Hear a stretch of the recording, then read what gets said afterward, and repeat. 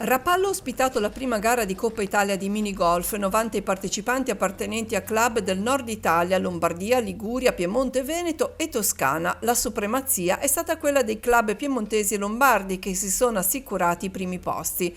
Nella classifica di prima categoria, primo posto per Paolo Porta di Novi Ligure. Nella seconda categoria, al primo posto Antonio Bruzzone del team Tigullio.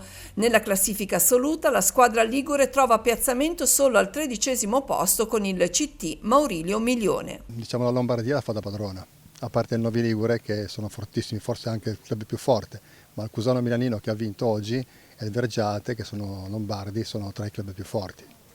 Invece la squadra del Tigullio? Noi ci siamo tanti ma il livello non è proprio eccezionale, insomma, infatti oggi siamo arrivati sesti, giocando un po' malino, potevamo forse giocarci un podio ma è andata un po' male, comunque cercheremo di fare meglio la prossima.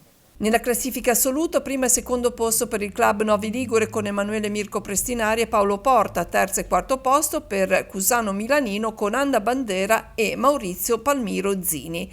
Le squadre si contenderanno il titolo nelle prossime 3 gare. Da sottolineare il livello agonistico dei partecipanti. Paolo Porta e Anna Bandera sono campioni del mondo in carica nel gioco a coppie. Fortunatamente a me e ad Anna era già successa questa cosa, perché io avevo vinto il campionato europeo assoluto nel 2012 e lei aveva vinto il campionato mondiale assoluto nel 2019, quindi per noi è la seconda volta che ci imponiamo a livello internazionale, quindi insomma sono sempre emozioni bellissime. E per Anna? Assolutamente sì, emozioni incredibili, sentire l'inno in casa dei tedeschi che sono i più forti probabilmente al mondo, per noi è stata una soddisfazione incredibile, una gara difficile, però abbiamo fatto veramente una giornata di gara spettacolare con una grande rimonta finale, è stato emozionante, bellissimo davvero. Ottimo.